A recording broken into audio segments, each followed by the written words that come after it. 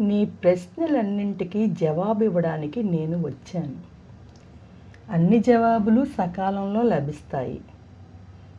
కాలం ఆసన్నమైనప్పుడు జరిగే సంఘటనే నీకు జవాబవుతుంది.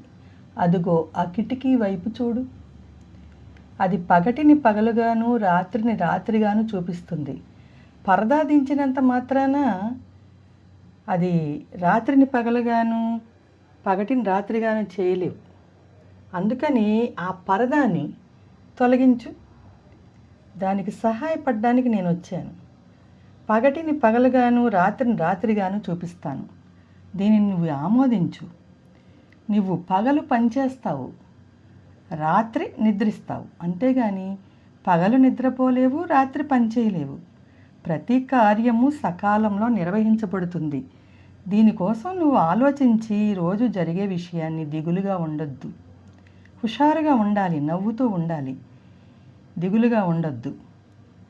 Abraham Lincoln ఏమన్నారో తెలుసా? ఆయనకి ఎన్ని పనులున్నా ఎప్పుడు నవ్వుతూ ఉంటారు. అందరూ అడిగారు, ఏంటండి మీరు ఎప్పుడు నవ్వుతూ ఉంటారు, మీకు ఏం బాధలు ఉండవా అంటే, నేను ఎందుకు నవ్వుతూ ఉంటానో తెలుసా? ఏడవకుండా ఉండడం కోసం అన్నారు అబ్రహం లింకన్. ఇంతకు నేనెవరో తెలుసా? నీ అంతరాత్మనే. తీక్షణంగా నీలోకి తొంగి చూడు, నేను కనిపిస్తాను. దిగులుగా ఉండొద్దు.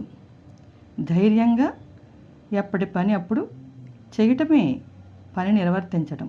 ఫలితం కోసం ఆశించవద్దు.